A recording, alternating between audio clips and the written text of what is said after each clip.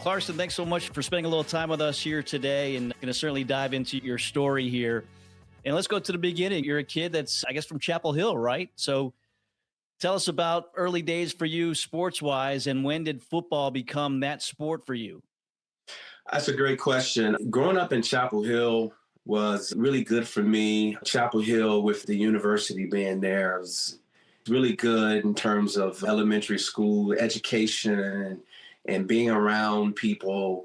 A lot of my classmates, parents, one parent or both sometimes worked for the university or the hospital. It was good being in that environment. That's a good beginning for me academically. In addition to that, a lot of really good athletes originating from Chapel Hill, great pickup games back in the day. Quite honestly, I grew up as someone wanting to play basketball. And now I always played football, but that was sort of a secondary sport. I didn't really think I was going to play football in college until probably my junior year in high school, actually. So it wasn't until I left Chapel Hill and finished high school down in Jacksonville, Florida, did I sort of figure out, I think I have a lot more options playing football.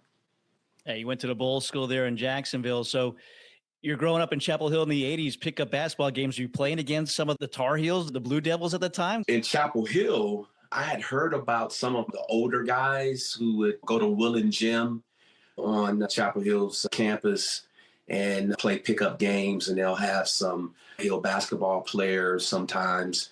I did have an infamous moment one day when I was probably in the 8th grade or summer of the 8th grade, where I happened to be in one of the dorms in Chapel Hill, and some guy came in. I had no idea who he was. He was a little tall, but I didn't know who he was. And I was pretty confident back in the day.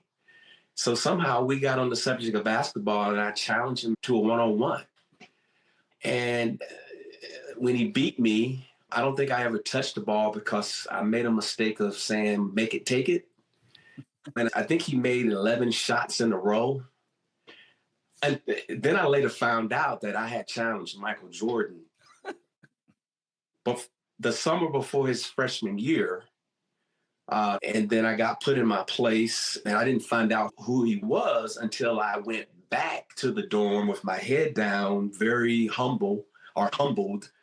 And I looked in his dorm room, and it said Mike Jordan, McDonald's High School All-American. And I'm like, oh, no wonder he beat me very bad. But yeah, that's my one infamous moment. Yeah, we're based in Wilmington. So yeah, we obviously claim Michael Jordan. What was it about basketball for you? Why did you enjoy that at that time more than football?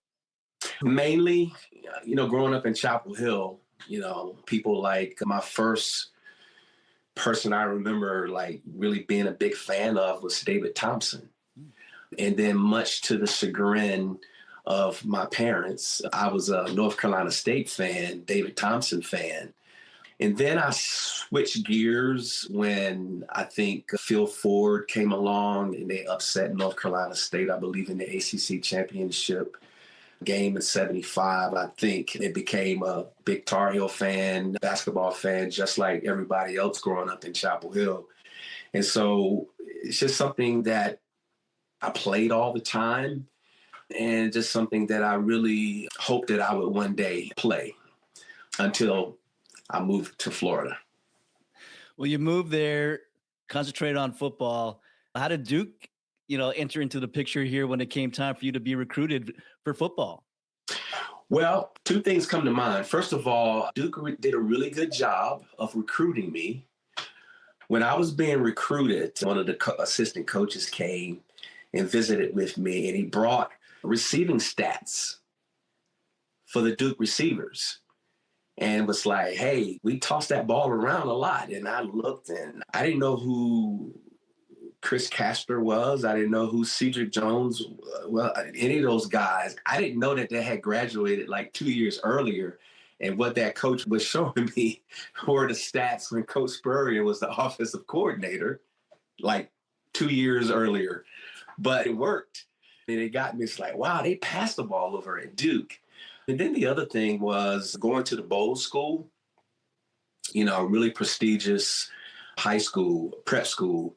A lot of my classmates were going to Duke and Carolina and Harvard and Ivy League schools. So I'm like, wow, why don't I go to the best academic school I could with the type of athletic program that I wanted to play in? So that was the other reason. You mentioned Steve Spurrier. He wasn't the head coach yet, right? So Steve Sloan was the head coach when you get recruited there. And then you had that transition from your freshman to your sophomore season. You were injured during your freshman season. But what was that like? Your name and Steve Spurrier's name, they seem to be connected a lot when you talk about Duke football back in the 80s. Well, I mean, when I lived in Chapel Hill, I moved to Jacksonville in 1983. So I vaguely recall, Duke having some success. I believe the 81 team and the 1982 team had 6-5 records. And then I remember that Coach Red Wilson got fired. I didn't know until later that possibly Coach Spurrier leaving to go to the USFL and coach the Tampa Bay Bandits might have had at least a little to do with that. I'm not sure. But I recall the name back then, but not too much. And then in high school at Bowles, I went to one USFL game ever. And it was at the Gator Bowl in Jacksonville. And it was when the Tampa Bay Bandits came. And I remember, I didn't add 1+1 that Coach Spurrier, he was the offensive coordinator at Duke. I didn't get that, but I just remember passes all over the field. And as a receiver, I was like, wow, I would love to play in an offense like that. So when the USFL folds and Coach Sloan becomes the athletic director at Alabama and leaves Duke, and we have this opening for a head coach, when they announced that Coach Spurrier was going to be the new head coach, everything clicked. Okay. And I'm like, okay, wow, yeah, that's the Tampa Bay Bandits head coach, the architect of that offense. And I started in my mind that, hey, I'm going to get in the best shape I can, because if I'm ready to go, then I have the opportunity to catch a lot of passes and help my team. So that's the mindset that I had when he was named as the head coach at Duke. Did that make it more challenging to get ready for Coach Spurrier taking over?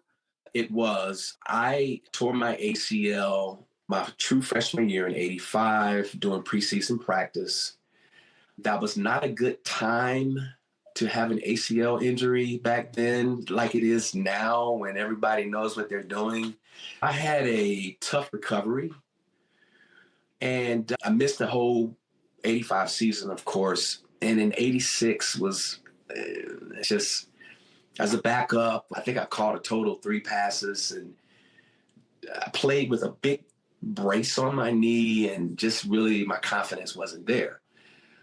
One of the best things that Coach Spurrier did when he came on board was he hired Marvin Brown to be the receivers coach.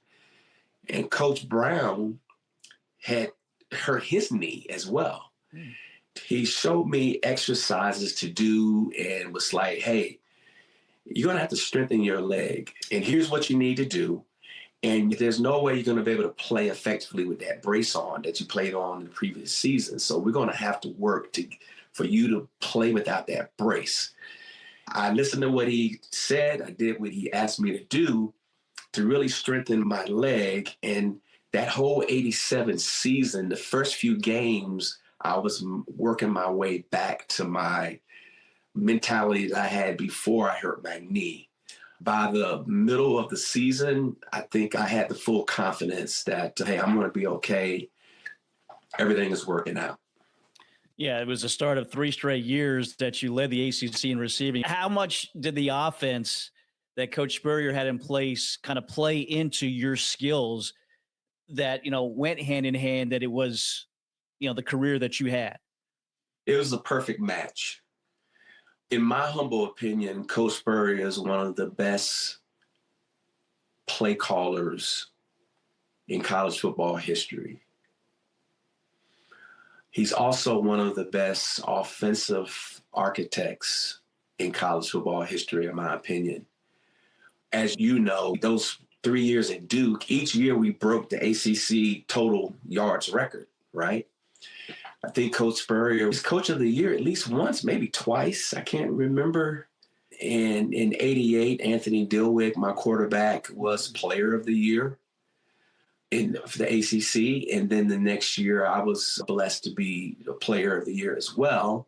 And then what people don't remember is that Chris Castor, one of Coach Spurrier's receivers, in 1982 was ACC player of the year.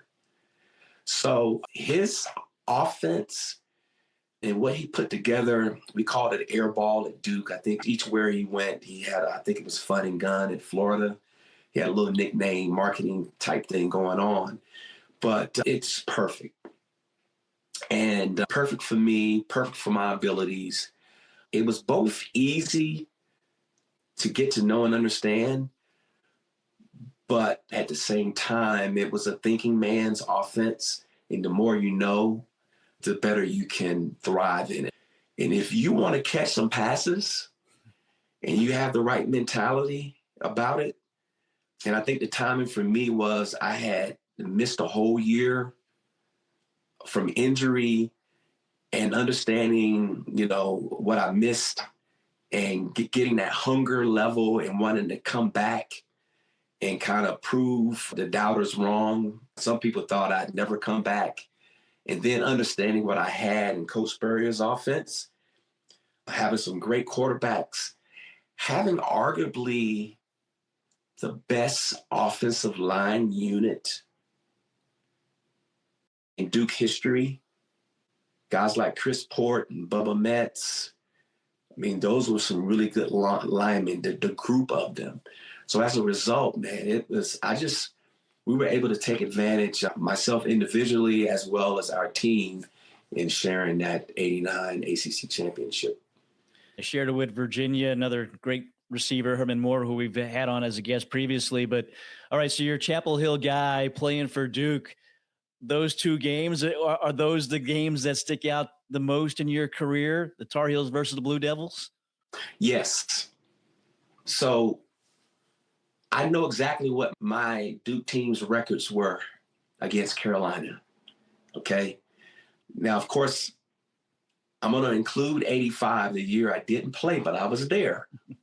We won in Chapel Hill in '85, '87, and '89.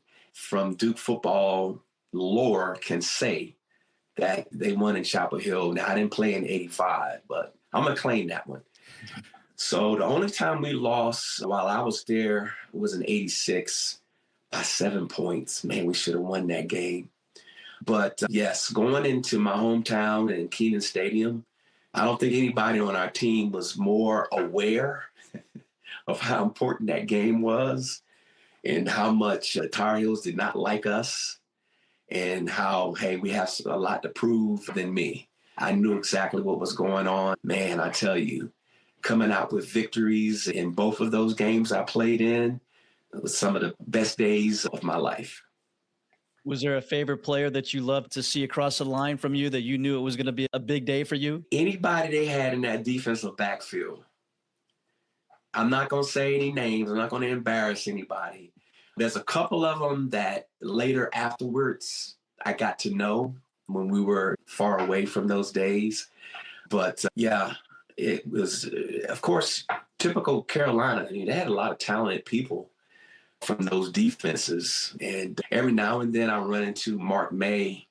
He lives not too far from me, and I'll see him out and say hello to him and congratulate him on his parenting skills. But, I don't really rub it in unless I have some Tar Heels give me a hard time and they keep going, right? And then I'll have to bring out my ACC championship ring. And then that usually is silence after that. Is there somebody across the line that maybe gave you fits that you knew, okay, this was going to be a tough day, or you were going to have to come up with some different things to get some separation? Well, anytime we played Clemson, you know, Donnell Wolford Mm. was a great player, arguably the best defensive back that I played against. It was Donnell. But it seemed like that entire defense at Clemson back in those Danny Ford days were awesome. But that's one person that comes to mind. So many honors, your senior years, you said the offensive player of the year, you're the ACC male athlete of the year as well. Is there an honor that you hold in a little bit higher esteem than others? You're also in the College Football Hall of Fame as well. Well, I'm very thankful and blessed, with the individual accolades.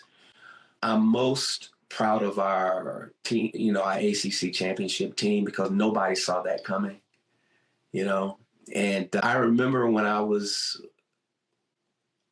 won't tell you what school, but I had an assistant coach from a different school that was recruiting me.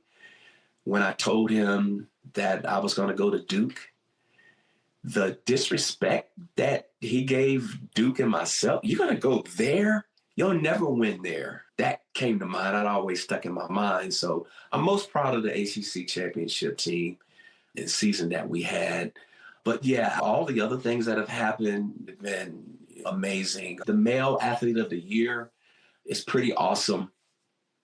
If you ever go to Gainesville, Florida, make sure you go to Coach Spurrier's restaurant, Spurrier's. I'm proud that he asked me for a trophy that he can put in his restaurant.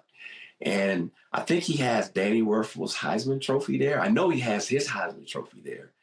He thought I was going to give him an ACC player of the my ACC Player of the Year trophy that I have, but he has the male athlete of the year. I forget the name of it. I met him at a game. This was a few years ago in Durham, and then when he saw how big it was, he's like, I'm not going to be able to take this with me on the plane. So I ended up I think I was going to an event at my high school for my basketball coach. They gave a special celebration for him. And I came down to Jacksonville and I brought my trophy. And then I went and visited Gainesville and I delivered it personally to the restaurant. I would say that trophy, that award is probably, from an individual standpoint, the biggest thing because, my goodness, it's all sports. So, yeah, pretty proud of that. Yeah, you mentioned that restaurant. The top of it is called Visors because of his visors that he wore. Were you ever on the opposite side of one of those times when he threw that visor? I'm sure I was. Probably when I'm out on the field. If he might have heard, he got a little upset with me about something. But other than that, yeah, no, nothing. I don't remember anything. I will tell you that one time he threw his visor down and then some. We were playing in Knoxville. We were playing Tennessee. And for some reason, we decided to schedule them 2 years in a row. My goodness, why do that? So we go down in 88 and we upset them.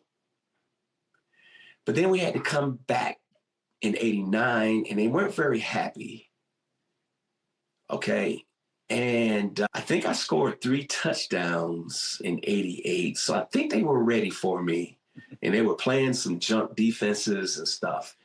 And one route, I ran a middle route and the defense was a cover 4. You got 4 guys across. They were ready for that route. And my quarterback threw it to me because that middle guy right here hit me so hard. I heard 100,000 people yell, right? And I laid down on the ground. The trainer had to come and get me. And as I was walking back, Coach Spurrier was still yelling at the quarterback for throwing that ball. So, yeah, I've seen him get upset a few times. And I think he threw, his visor wasn't on his head, so he probably threw it on the ground. And yeah, when he gets upset, he can get a little upset. Is that the hardest you ever remember getting hit in the game? Yeah. Yes. Yeah, and my shoulder from time to time still talks to me when I move it. It's from that hit, so it's still with me. Yeah. Man, I tell you, yeah, I still cringe whenever I hear the combination of Rocky Top and that cannon. Do they still blow that cannon after every Yeah. time? Should be illegal. Let's just say it that way. Well, again, an outstanding career at Duke, and then you graduate, and the pros come. You drafted ninth round by the Buffalo Bills, which was filled with the talented wide receiver room. You had Andre Reed, James Lofton, Don Beebe, another guest of ours as well. What was it like? This is in 1990 to try to make your way onto that roster with such a deep room. Yeah, that's a great question. I think they only kept 5 receivers. And there's a fourth name you need to be aware of because I think he made the Pro Bowl as a special teamer at least 3 times, Steve Tasker. Yeah. But he took up one of those receiver spots. And then the 5th guy was split by a couple of rookies. And they played a lot of special teams. And one thing I didn't do was I don't think I ever played special teams. So that put me at a disadvantage. And of course, only keeping 5. I was on that practice squad like the whole year. On one hand, it was a huge blessing being on that team. We go to the Super Bowl. I was there at Super Bowl 25. I heard Whitney Houston sing that iconic rendition of the Star Spangled Banner. I was during the Gulf War, so I also remember the snipers on the top of the Tampa Stadium, right? And they had people from the Army on each end of our floor in the hotel. Wow. So I do remember things of that nature, and obviously remember losing with that missed field goal at the end of the game. It was great being a part of that team. Marv Levy, who's 100 years old, one of the best coaches, being around Hall of Famers like Bruce Smith and Jim Kelly and Thurman Thomas. You mentioned Andre Reed and James Lofton also in the Hall of Fame. Great experience, but I also learned that it was time to get ready to life beyond football because I needed 2 healthy knees trying to play at that high level. Yeah, unfortunately, it didn't work out in the NFL. You had the World League of American Football, though, for 1 year. Raleigh-Durham Skyhawks, and of all people, Roman Gabriel from Wilmington was your head coach playing at Carter Finley Stadium. What was that experience like? I know you didn't win many games. Well, you didn't win any games, but what was that experience like? Yeah, no, it was, Coach Gabriel, of course, legendary player and legendary North Carolinian. I basically learned Dick Vermeil's offense, which we played, okay? Mark May was my quarterback. And so, I got to know him a little bit better post our college days. So it was an interesting time, very weird playing in Carter Finley Stadium and calling it my home stadium. But great, it was just in Raleigh. I was able to live at home, give it a shot. We had a lousy team record, winless. But if I remember correctly, I was able to make all World League or something of that nature, the first team as a receiver. So did okay individually, but I then knew without a doubt it's time to move on. Hey, you guys almost won a game. You lost to the Frankfurt Galaxy. You remember their head coach? John L? No. Jack. It might have been his dad. Yes, okay. Definitely. I know it was. I think John was still playing. Still playing at that time, yeah, right? John was definitely playing in 1990, which was the 87 Super Bowl he lost to the Giants, or the 86 season, 87 Super Bowl. Yeah. I saw that somewhere that he was the head coach, and that would have made sense with the timing of it. But you knew your time was up playing football. Did you go right away into the business world? Was that kind of where you thought your next step would be? Yes. When I got drafted by the Bills, I made it to the last cut. And then right before preseason ended and they started preparing for the season, I got released by the Bills. So then I had arranged to go to work at Duke University in the administrative services, world they had there. And then right when I was about to start working at Duke, I got a call from the Bills to come be on the practice squad. I was able to put that job on hold and then go to the Bills.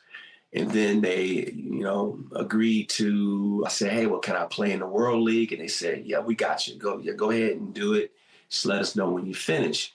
So one of the reasons why I didn't continue was, okay, I have this role, so let me go and start my career, and worked at Duke for about 4 years and settled in human resources. And that was the beginning of my business career. And how much does your athletic background, your playing background, how much does that lean into you now in the sense of a head coach of this business that you have? Yeah, I mean, it's a great question. I am a huge proponent of people, if they can, participating in some form of fashion in team sports, because it helped me tremendously in the business world. People talk about teamwork in the business world. We're on a team, but it's a whole different level when you played in team sports and been a part of some type of team. And I think people that have that background, athletes that have that background, not only understand the discipline involved of doing a good job, understanding who your customers and things of that nature, but, doing a great job, having that discipline, and then ensuring that the entire team is succeeding. People who have an athletic background or a military background, I think they have a distinct advantage over people who don't have that type of background. And even people who do individual sports like golf and tennis and things of that nature, track and field, they at least have that discipline. From an indirect standpoint, they're a part of a team as well. They at least have a lot of discipline. So yeah, sports was interwoven in my post-athletic background and business world background to a T. We'll leave on this. If you can go back, that 8th grade Clarkston Hines, who was a little cocky, and challenged Michael Jordan to a one-on-one. If you can go back and tell that kid anything, what would it be? Well, to be a whole lot more humble is the way to go about it, number one. But the second thing is, hey, reach for the stars. Go for it. And don't be afraid, to have that mentality that I have I'm a big believer of challenges. If you're going to do anything, go big. Reach for the moon. The worst thing that can happen is you reach the stars only. Again, Duke is known obviously for basketball, what they've done there. But for you to be, again, if you know Duke football, maybe you don't know a lot of names, but everyone just about knows Clarkston Hines. What does that mean to you that your name maybe still resonates, 40 or so years after you played? Well, it's a blessing. And I feel that any success that I had individually is a representation of our team and our ACC championship team. The fact that I had some really good, some say overachieving teammates, and had one of the best college football coaches ever in Steve Spurrier. And so I hope if people remember that I played for Coach Spurrier and think of our Duke teams in those late 80s, even when we, in 87 and 88, we had we might have lost some games, but we would lose them 40-42 or something of that nature. And we put some good numbers.